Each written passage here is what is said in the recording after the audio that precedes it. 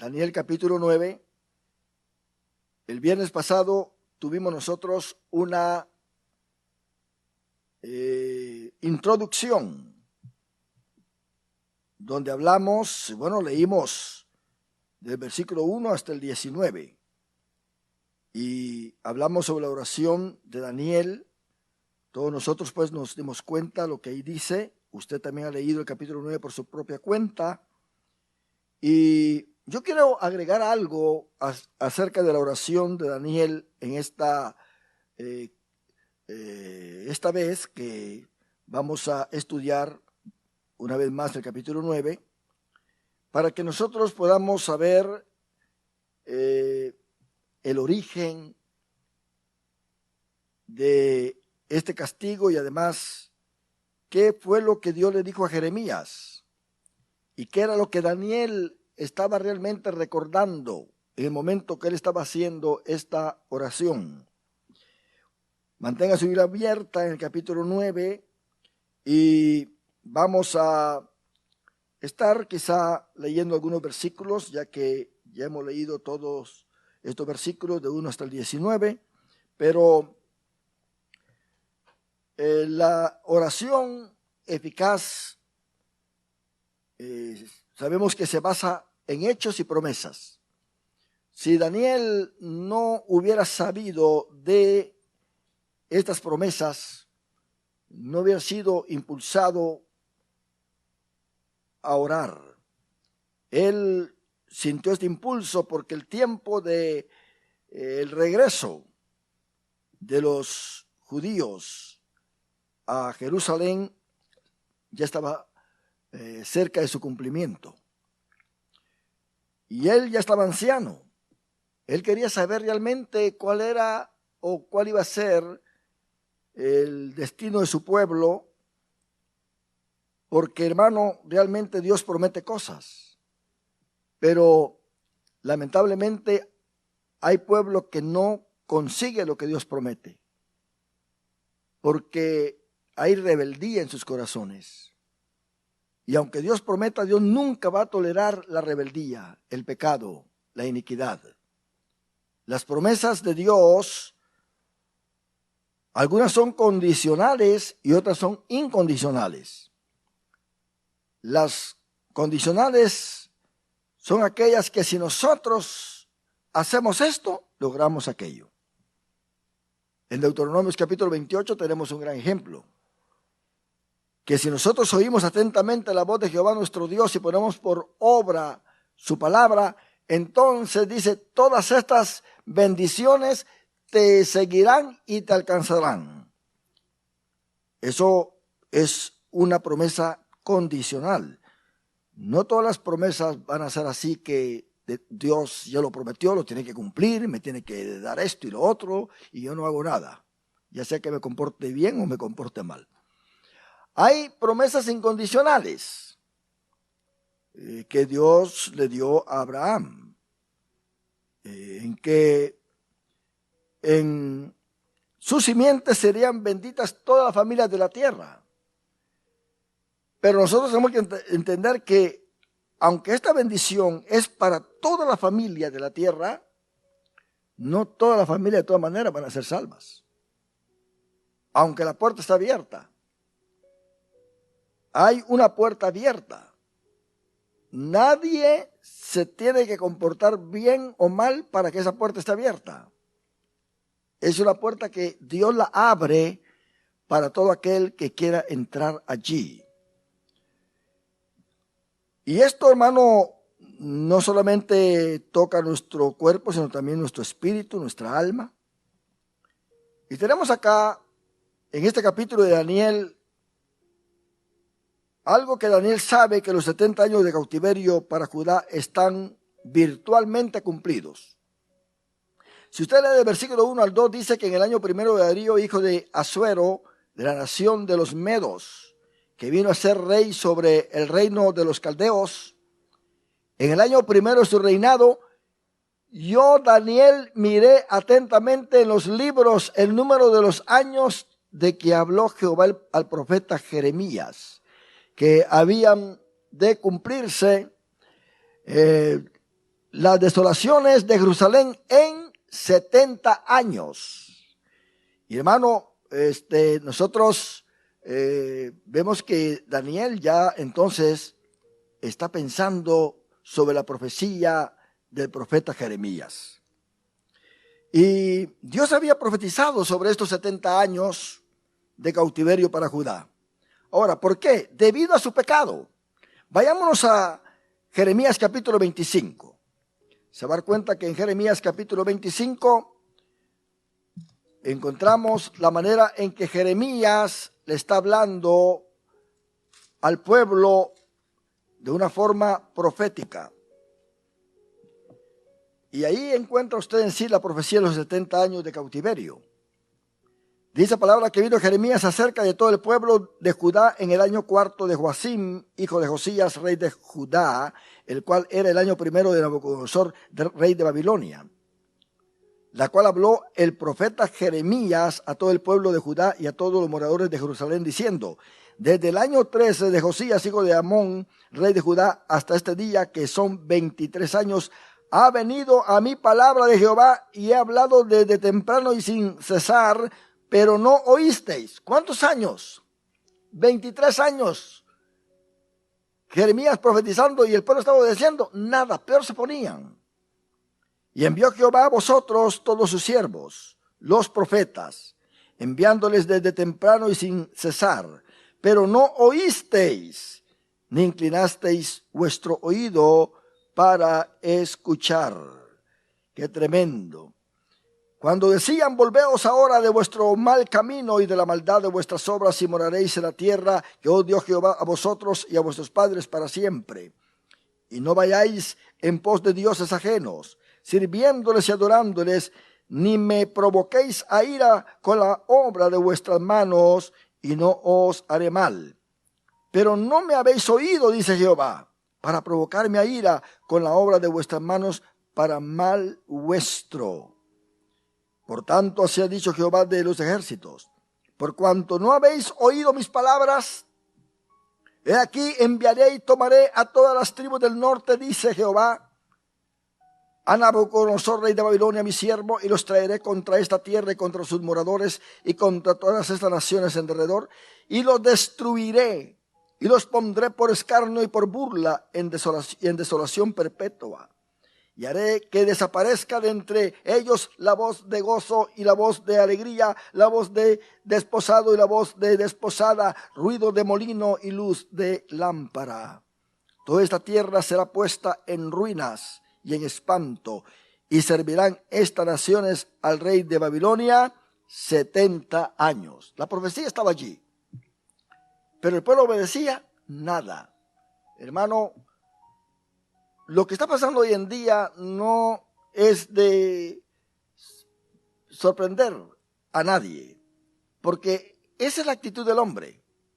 Cuando el hombre dice: por aquí me voy, en su rebeldía, no hay quien lo detenga. Es por demás. No hay quien lo detenga.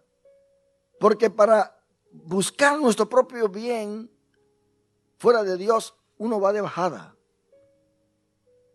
Pero para buscar las cosas de Dios, uno va de subida. Y usted ha experimentado que cuando va de subida, tiene que hacer un extra esfuerzo y no es fácil. Pero cuando va de bajada, usted se deja ir, va rodando, hasta llegar hasta allá abajo. Fácil. Entonces nosotros tenemos que entender, hermano, que el ser humano tiene una naturaleza necia completamente. Cuando usted le dice a alguien: no hagas esto, es cuando más lo hace. Ese es un carácter no convertido, no dirigido a Dios, no apegado a la voluntad divina, porque su mente no está renovada, tiene una mente entenebrecida completamente. Y este es el pecado de Judá. Y dice el versículo 12: cuando sean cumplidos los 70 años, castigaré al rey de Babilonia y a aquella nación por su maldad, ha dicho Jehová, y a la tierra de los caldeos, y la convertiré en desiertos para siempre. como está ahora.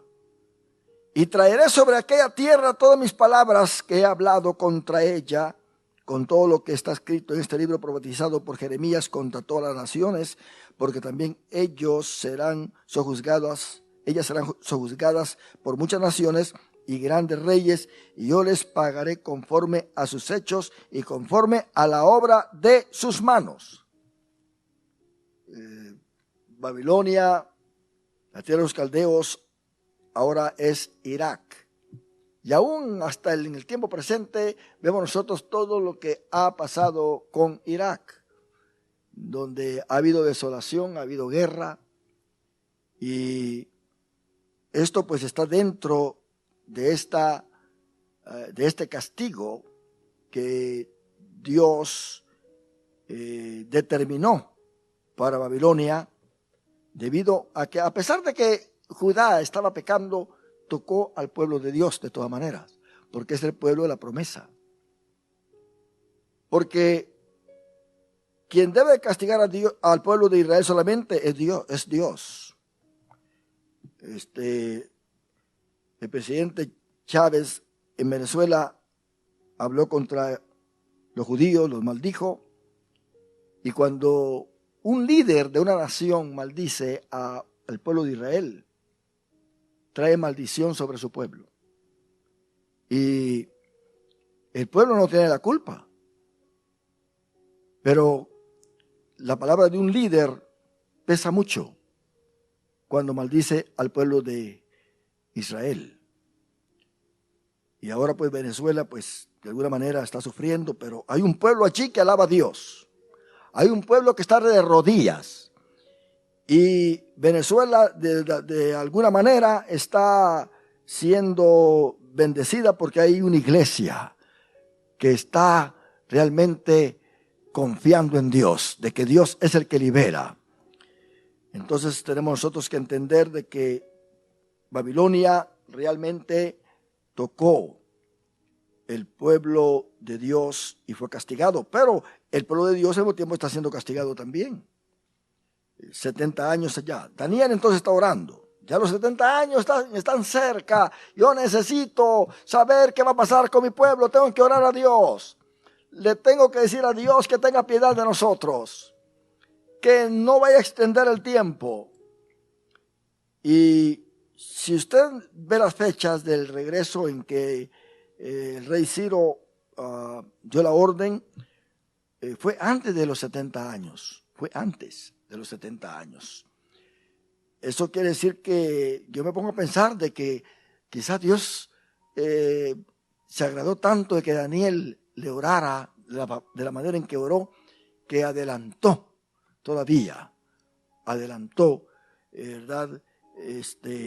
Su ayuda para que el pueblo saliera antes de los 70 años. Pero oficialmente se tenían que cumplir los 70 años profetizados. Ahora, nosotros tenemos que entender, mis hermanos, que aunque acá Jeremías está profetizando y aunque Daniel, un siervo del Señor, está orando, siempre hay o tiene que haber una dependencia del pueblo con Dios. Tenemos que hacer también nosotros nuestro trabajo. Miren lo que dice en Jeremías capítulo 27. Jeremías capítulo 27 también habla de esto y es muy importante que nosotros lo sepamos. Porque en este capítulo nosotros nos damos cuenta de que habían falsos profetas también. Falsos profetas. Si usted ve del versículo 12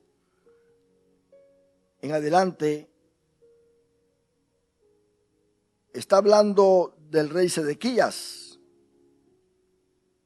Y dice, hablé también a Sedequías, rey de Judá, conforme a todas estas palabras, diciendo, someted vuestros cuellos al yugo del rey de Babilonia y servidle a él y a su pueblo y vivid.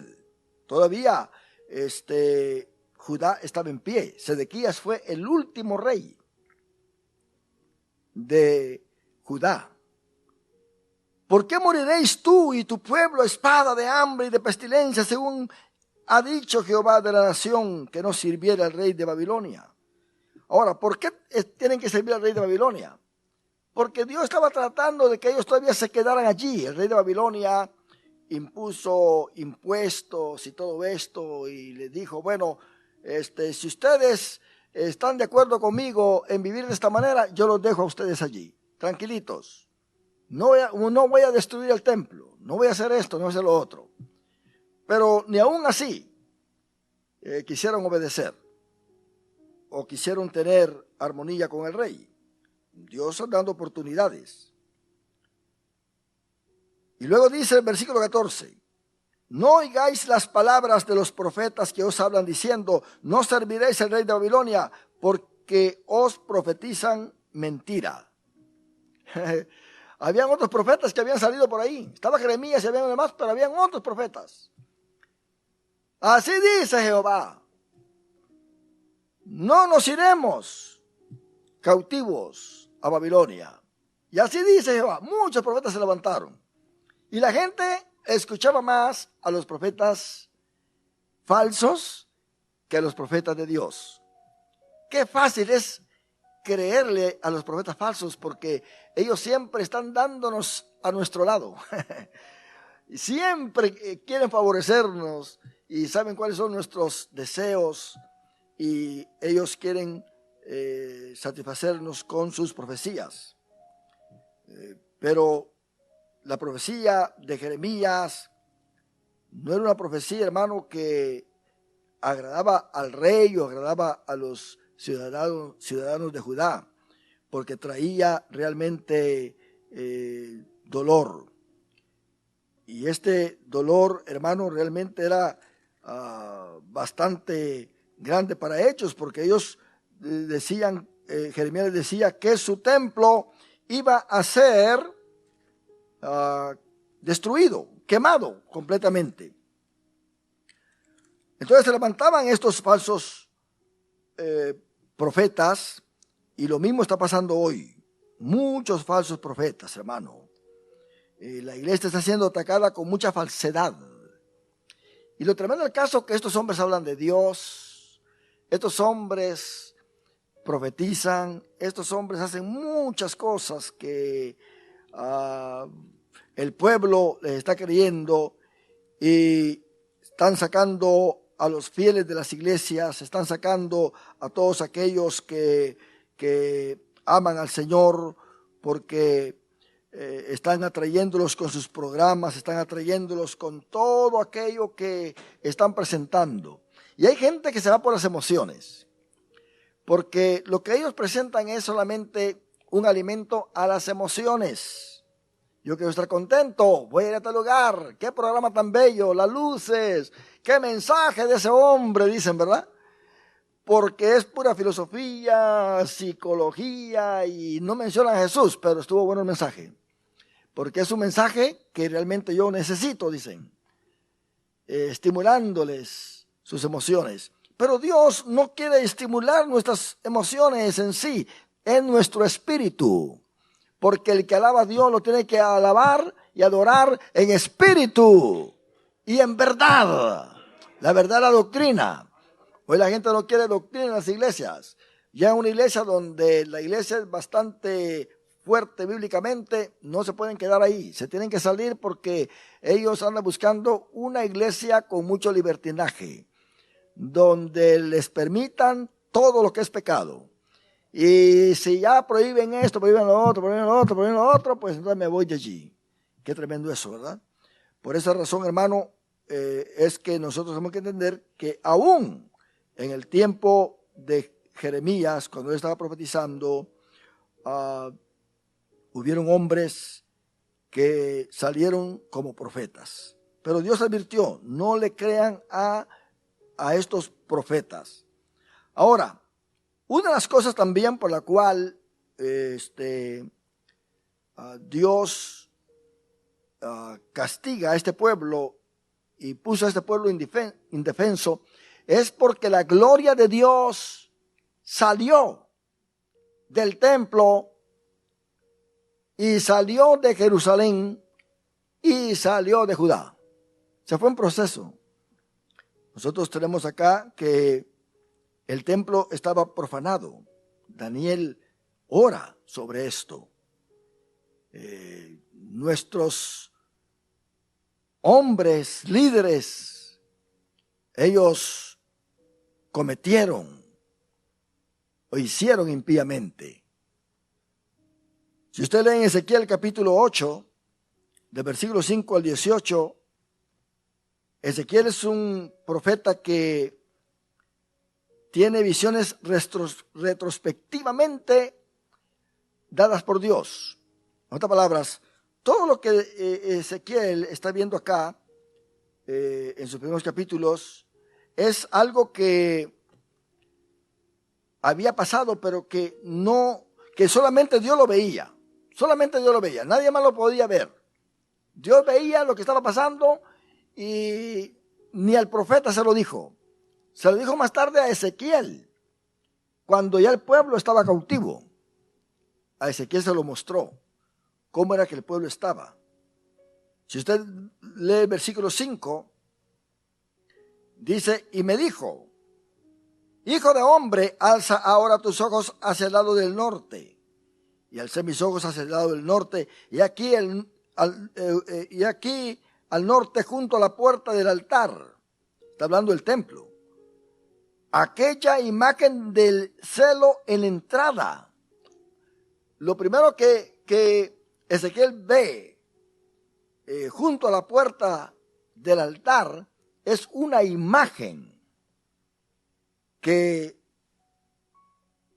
Israel puso allí. Ya no respetaba nada de lo que había en el templo.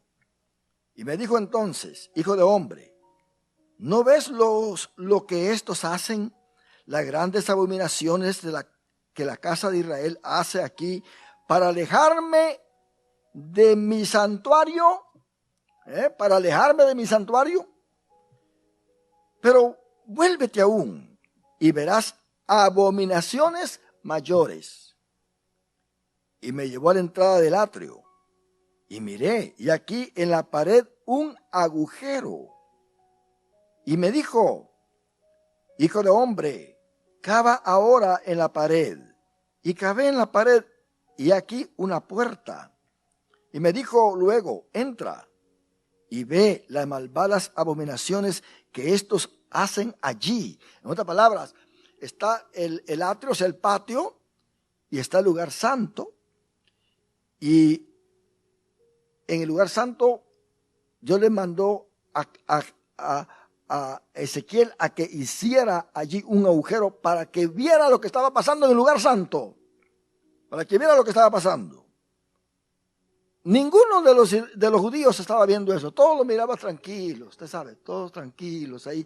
Pero Dios miraba algo más todavía. Ahora dice, entré pues y miré, y aquí toda forma de reptiles y bestias abominables, y todos los ídolos de la casa de Israel que estaban pintados en la pared por todo alrededor. Si el pueblo entraba o el sacerdote entraba, no había nada en la pared. Pero Dios estaba viendo todas las serpientes y toda clase de animal pintados en la pared.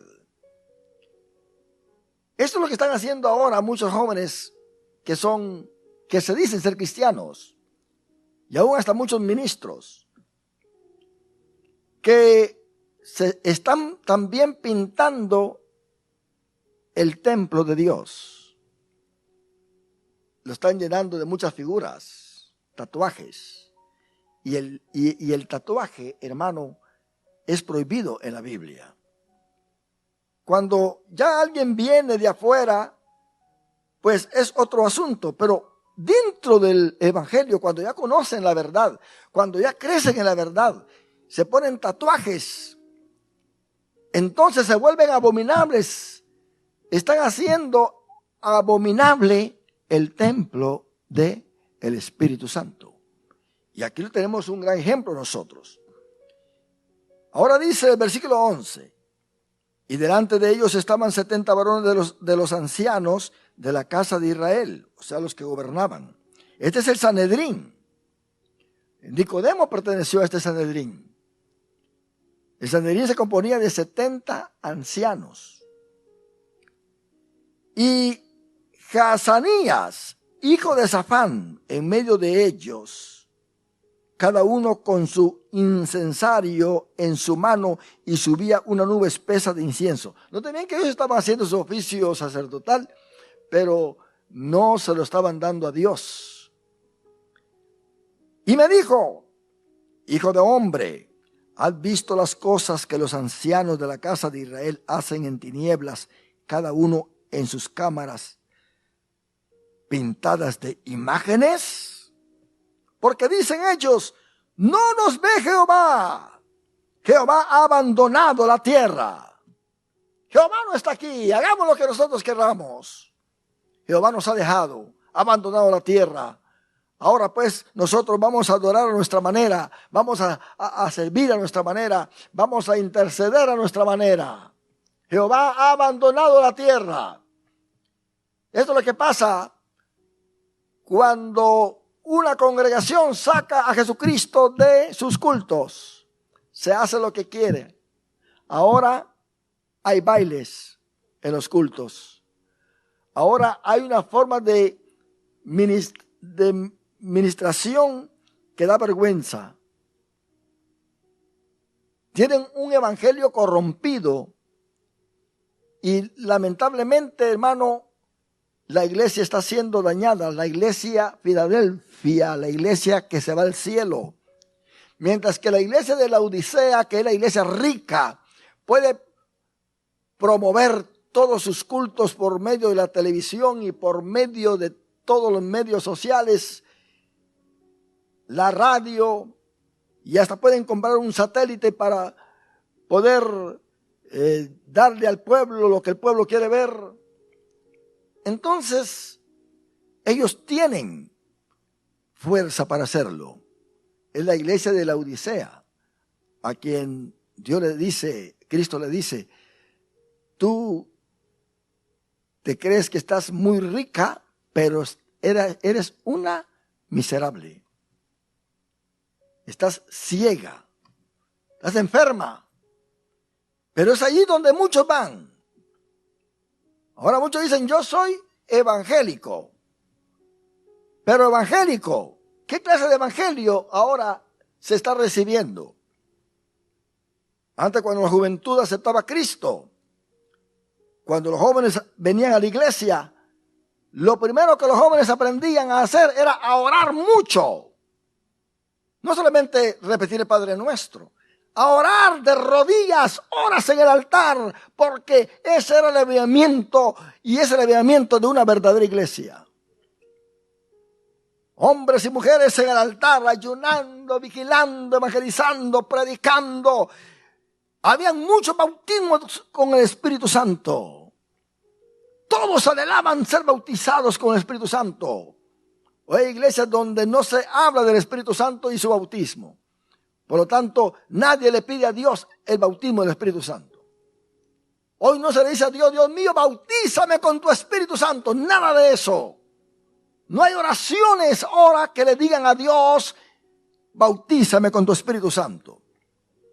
Estas religiones falsas están hablando de que el hablar en lenguas es de locos. Entonces, ¿qué está pasando con esta juventud que está viniendo a Cristo? No quieren hablar en lenguas porque es cosa de locos. David danzaba, mi hermano, y su esposa se burlaba de él, pero él decía: aunque tú te burles de mí, yo estoy en la presencia del Dios Todopoderoso. Están tratando ahora de limitar, de quitar, de venir contra lo que es la manifestación del Espíritu Santo. Y esto es muy peligroso. Por eso, juventud amada, muchachos, ustedes tienen que saber de que realmente la búsqueda del Dios verdadero se tiene que notar en ustedes. buscar a Dios de corazón. Amar a Dios sobre todas las cosas, porque tienen un camino largo que recorrer y Dios las quiere bendecir y los quiere bendecir. Ahora pensemos nosotros en esto. Estos sacerdotes tenían un incensario en su mano. Ahora, los líderes espirituales habían dejado a Dios. Por lo tanto, hermano, el pueblo estaba destinado al castigo. Y me dijo: hijo de hombre, versículo 12, ¿has visto las cosas que los ancianos de la casa de Israel hacen en tinieblas, cada uno en sus cámaras pintadas de imágenes? Porque dicen ellos: no nos ve Jehová, Jehová ha abandonado la tierra. Me dijo después: vuelve aún, verás abominaciones mayores que hacen estos. Eso iba, hermano, ascendiendo. Ahora dice: y me llevó a la entrada de la puerta de la casa de Jehová, que está al norte, y aquí mujeres que estaban allí sentadas endechando a Tamuz, reina del cielo, a quienes estaban adorando las mujeres, les cocían pan. En su historia tradicional, lo mató a él un animal en el campo y resucitó. Y en Babilonia se adoraba a la madre y al hijo. Fue en Babilonia donde se originó la adoración de madre e hijo.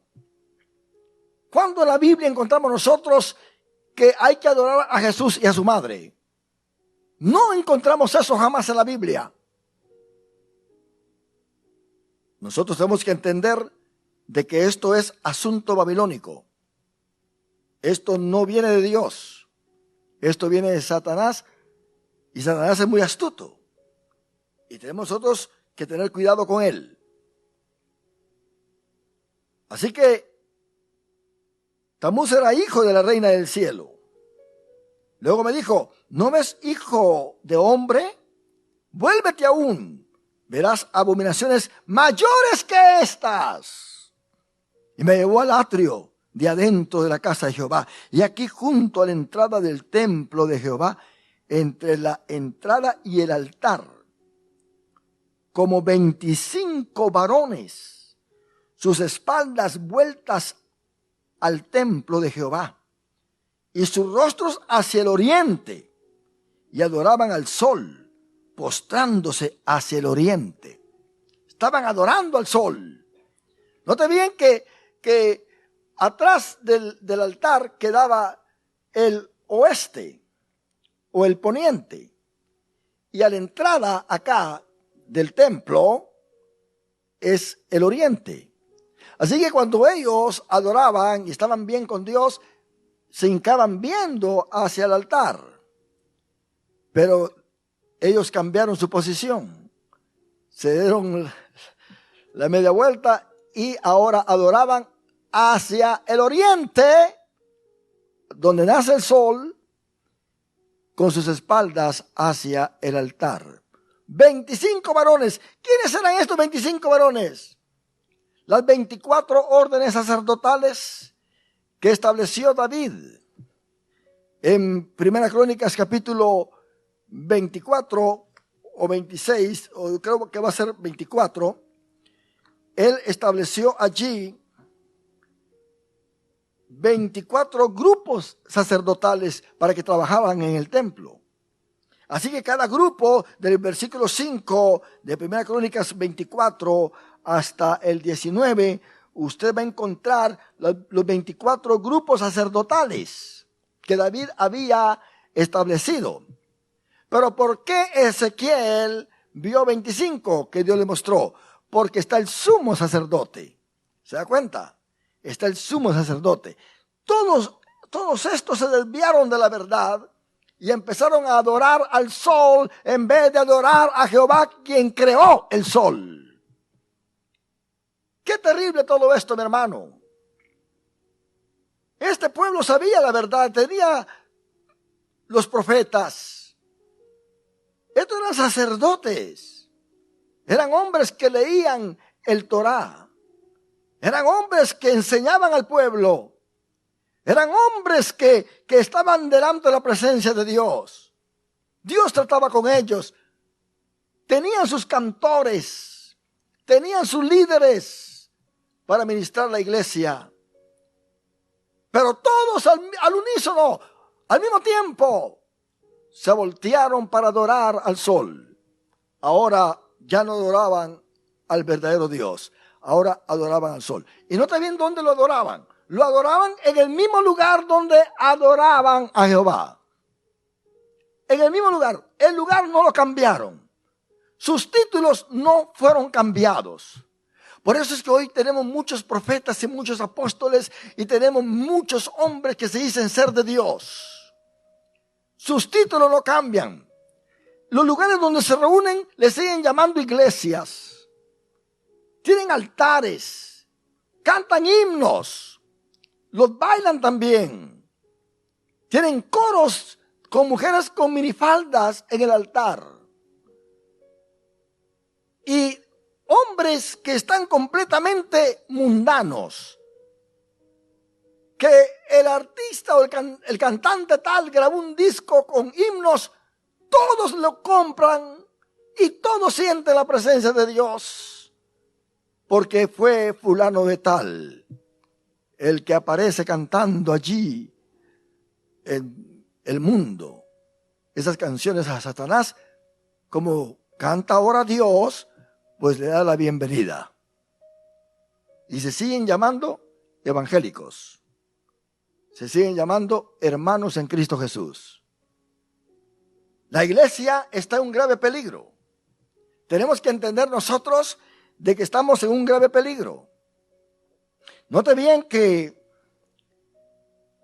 estos 24 grupos que están acá son representados por sus líderes. Y son órdenes sacerdotales que van corriendo con Israel todo su vida religiosa. Allí en Lucas tenemos nosotros que Zacarías pertenecía a una de estas órdenes sacerdotales. Esto lo vamos a tener allí en Lucas capítulo 1. Y el versículo 5. Dice, hubo en los días de Herodes, rey de Judea, un sacerdote llamado Zacarías de la clase de Abías. O sea, de la orden de Abías. Abías era la manera en que se conocía ese grupo que David estableció porque fue su primer líder. De la clase de Abías, su mujer era de las hijas de Aarón y se llamaba Elizabeth, eran levitas. Si usted lee en el versículo 10 de Primera Crónicas capítulo 24, dice que la séptima, o sea, el que iba a ser líder del séptimo grupo se llamaba Cos. Y la octava era de Abías. Quiere decir que Zacarías pertenecía a la octava, que era Abías. Estos grupos sacerdotales no se perdieron durante todo lo que es el recorrer de los judíos hasta el tiempo de Jesucristo, porque aquí Zacarías viene a ser el padre de Juan el Bautista. Y entonces Ezequiel ve en el capítulo 8 25 líderes que están allí adorando al sol, pero en la iglesia están allí adorando.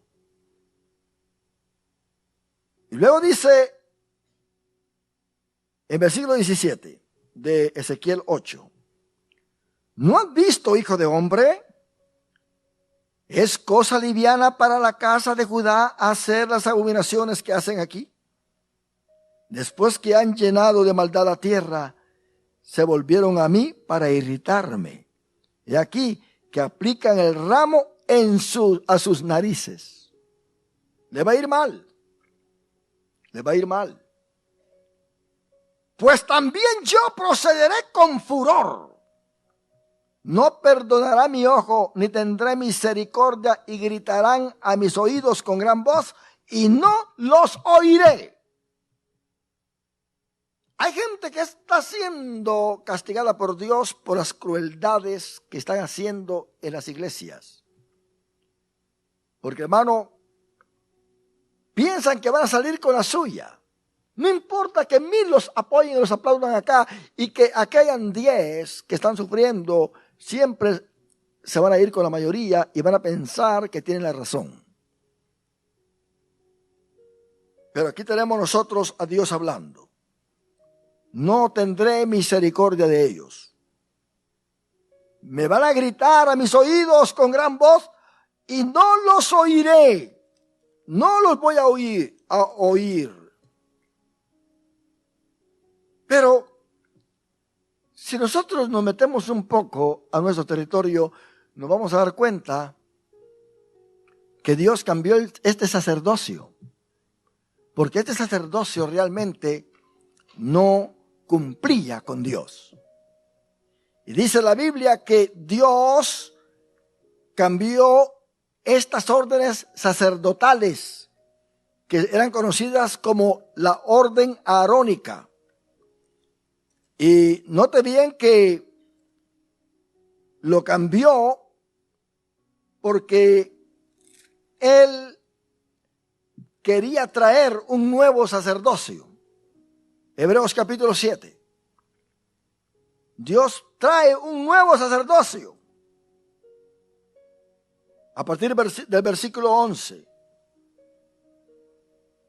Si pues la perfección fuera por el sacerdocio levítico, porque bajo él recibió el pueblo la ley, ¿qué necesidad habría aún de que se levantase otro sacerdote según el orden de Melquisedec y que no fuese llamado según el orden de Aarón? Aarón era levita, era de Leví. Este sacerdote nuevo es de la tribu de Judá. Y de la tribu de Judá nunca se ha profetizado, se ha dicho que se levantara un sacerdocio para servir de la manera en que el sacerdocio arónico servía. Hubo un cambio de sacerdocio, dice el versículo 12, porque cambiado el sacerdocio, necesario es que haya también cambio de ley. Los judíos quieren seguir con el sacerdocio arónico, quieren reconstruir su templo, pero no tiene ninguna efectividad ante Dios ese sacerdocio arónico ahora. Porque el sacerdocio ha sido cambiado según el orden de Melquisedec. Melquisedec se le apareció, fue a encontrar a Abraham y a Abraham le dio los diezmos de su botín que traía. Y dice la Biblia que Melquisedec lo bendijo. Lo bendijo. Y eso es lo que dice acá en el capítulo 7 del versículo 1 en adelante. Dice, porque este Melquisedec, rey de Salem, sacerdote del Dios Altísimo, que salió a recibir a Abraham que volvía de la derrota de los reyes y le bendijo, a quien asimismo dio a Abraham los diezmos de todo, cuyo nombre significa primeramente rey de justicia y también rey de Salem. Este es rey de paz, sin padre, sin madre, sin genealogía, que ni tiene principio de días ni fin de día, sino hecho semejante al Hijo de Dios, permanece sacerdote para siempre. Hay un sacerdocio ahora nuevo. A este Abraham le dio los diezmos y él lo bendijo. Porque repito, iglesia, donde hay sacerdocio tiene que haber diezmos. No hay sacerdocio, no hay diezmos. Los diezmos bajo la ley se cancelaron porque el sacerdocio arónico se canceló. Pero todavía tenemos un sumo sacerdote que está en los cielos. ¿Cuántos adoramos a Dios por esto? Por eso dice la Biblia que el justo por la fe vivirá. Abraham pagó los diezmos no porque estaba bajo la ley, sino porque estaba bajo la gracia de Dios. Ahora dice el versículo 4. Considerad pues cuán grande era este a quien aún Abraham el patriarca dio diezmos del botín. ciertamente los que de entre los hijos de Leví reciben el sacerdocio tienen mandamiento de tomar del pueblo los diezmos según la ley, es decir, de sus hermanos, aunque estos también hayan salido de los lomos de Abraham. Pero aquel cuya genealogía no es contada de entre ellos, tomó de Abraham los diezmos y bendijo al que tenía las promesas. Y sin discusión alguna, el menor es bendecido por el mayor. Hebreos tiene el propósito de decirles a los israelitas de que Melquisedec es mayor que Abraham. Y luego les dice que el sacerdocio de Jesús es mayor que el sacerdocio arónico. Les dice que Jesús es mayor que Moisés. Este es el propósito de los hebreos, del libro de la carta a los hebreos, para que ellos entiendan de que no se jacten, de que no se estén jactando diciendo nosotros somos hijos de Abraham, como le decían a Jesús. Tú eres hijo de fornicación.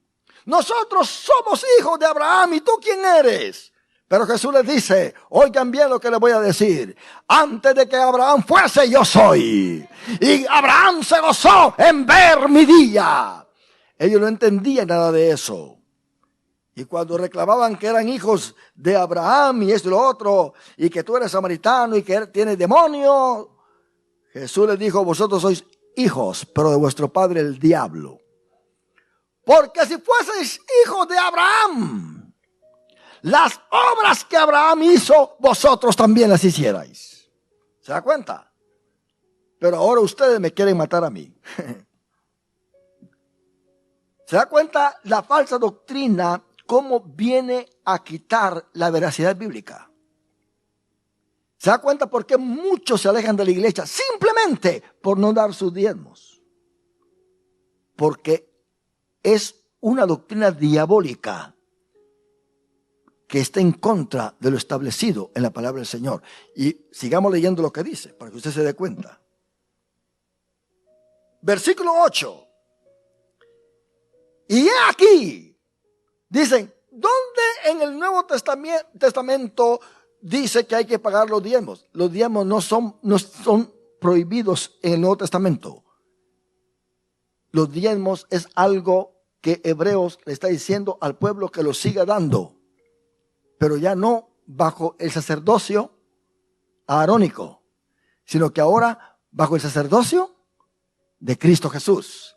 No está diciendo ya no den diezmos, sino porque dice, mira lo que dice, he aquí ciertamente reciben los diezmos hombres mortales, pero allí uno de quien se da testimonio de que vive. Eso es la fe. ¿Cuántos oramos a Dios por esto? Esto está claro, mi hermano.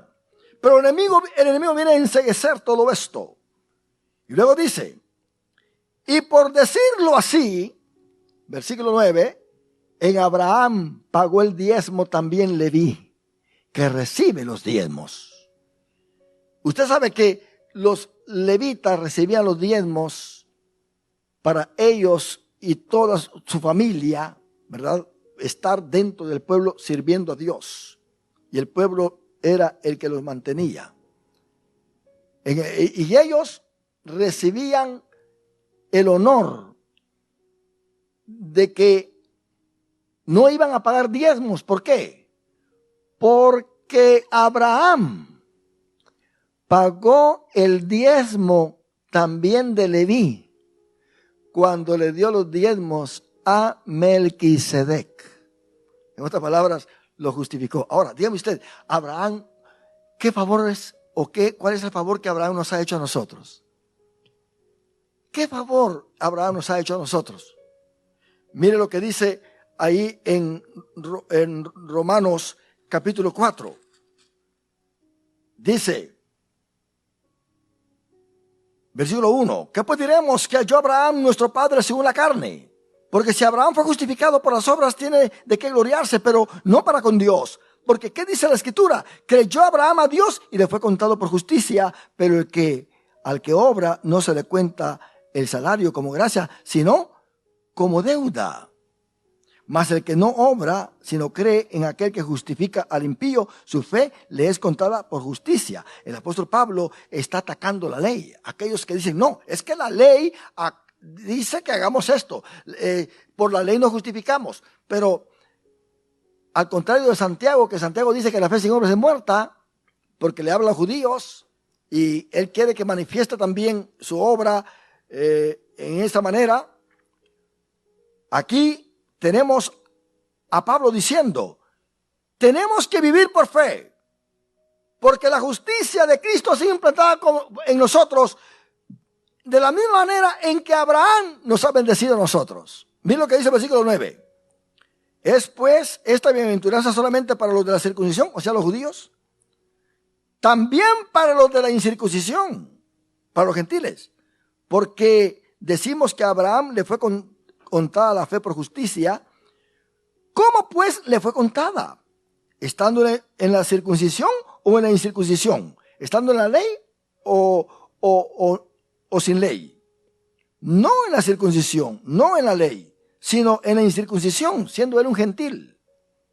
Y recibió la circuncisión como señal, como sello de la justicia de la fe que tuvo estando aún incircunciso. Quiere decir que Abraham pagó los diezmos no estando circuncidado. Abraham era amigo de Dios no estando circuncidado.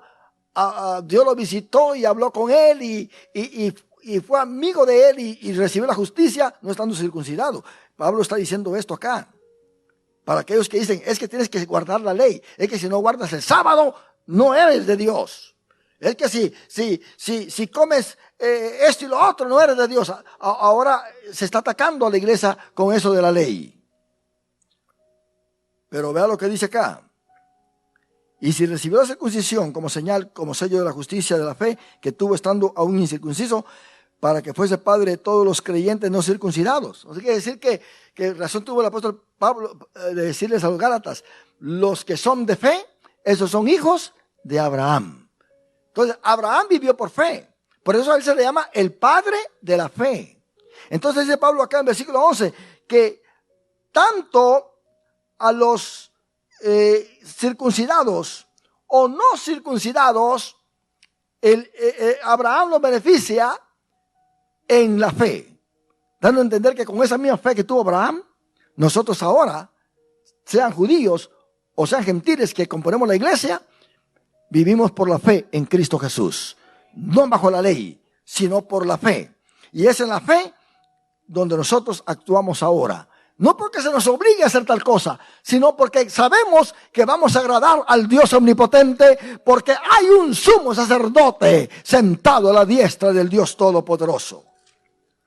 Bueno, yo termino con esto, porque lo que sucede acá es que Daniel sabía esto, a Ezequiel se le reveló todo esto. Y Daniel sabía que no era fácil para el pueblo regresar así nada más. La misericordia de Dios tenía que estar en pie con este pueblo. Por lo tanto, mis hermanos, así como el pueblo de Judá fue engañado por las otras naciones que pusieron estatuas en el templo de Jehová, que estaban adorando al sol, que estaban las paredes llenas de figuras, eso fue lo que causó que Nabucodonosor los llevara cautivos a Babilonia por 70 años. Eso fue lo que causó que el templo haya sido destruido. ¿Quiere saber usted realmente cómo se sintió Jeremías con todo esto que pasó? Usted tiene que leer Lamentaciones. Ahí está la Biblia, el libro de Lamentaciones. El libro de Lamentaciones habla del dolor que Jeremías tuvo cuando el pueblo de Judá vino a ser cautivo por el rey de Babilonia. La pregunta es, ¿vamos nosotros a dejar que nos engañen? Lamentablemente hay pueblo que no conoce estas cosas, estas verdades, que no conoce ciertos puntos especiales y conexiones con la Biblia, y como no los conocen, pues fácilmente son engañadas. fácilmente son engañadas. Y se lo lleva el viento como ese tamo que se va. Nosotros tenemos que ser creyentes con mucho peso, para que cuando venga el viento satánico no nos pueda mover. ¿Cuántos adoramos a Dios? Dice Hebreos que nosotros tenemos un ancla, que es nuestra esperanza, y esa ancla es la que nos sostiene. Por eso dice la Biblia, y no se lo dice cualquiera, se lo dice la verdadera iglesia: sé fiel hasta la muerte, y yo te daré la corona de la vida. Lo demás son opiniones de hombres. Lo demás son opiniones de personas apóstatas. Lo demás son opiniones de personas que no quieren serles fieles a Dios. Y pueden escribir libros y pueden decir las cosas muy bonitas. Pero si se meten en la misma Biblia los calla. Por eso es que no quieren meter a la Biblia, porque la Biblia calla a cualquiera. ¿Quién puede contra la palabra del Señor? Nadie en lo absoluto. Por eso la Iglesia Católica prohibió desde el principio que se leyera esta Biblia. Aún a los que estudiaban en sus conventos les prohibió leer la Biblia, porque ellos eran los que tenían que interpretar. La madre tenía que interpretar todas las cosas, porque María, dicen ellos, se fue al cielo y está sentada a la diestra del Padre. Y juntamente con el Hijo, porque donde está el Hijo tiene que estar la madre. Usted sabe, la oración de Semiramis y Tamuz, ¿verdad? Babilónico. Y María también puede interceder por nosotros porque está sentada a la diestra del Padre. Ahora hay muchos católicos que han leído la Biblia y están protestando en contra de esa doctrina y dicen que se han dado cuenta de que no hay ninguna María sentada a la diestra del Padre, que el único que está sentado a la diestra del Padre es su Hijo Jesucristo, porque Él es Dios. Ese cuerpo fue hecho divino para ser parte de la deidad. ¿Cuántos oramos a Dios por esto? María está con los apóstoles por allá en algún sitio, en el paraíso. Ella ni siquiera sabe que existimos. Imagínese usted. ¿Qué muerto va a huir allá? No, si allá ellos están adorando a Dios, diciendo santo, santo, santo, adorando a Dios. Nosotros tenemos que entender esto. Entonces no permitían que la Biblia fuera leída, porque si no descubrían las verdades. Cuando se enseñó el purgatorio, todo el mundo católico lo creía, porque no les dejaban leer la Biblia.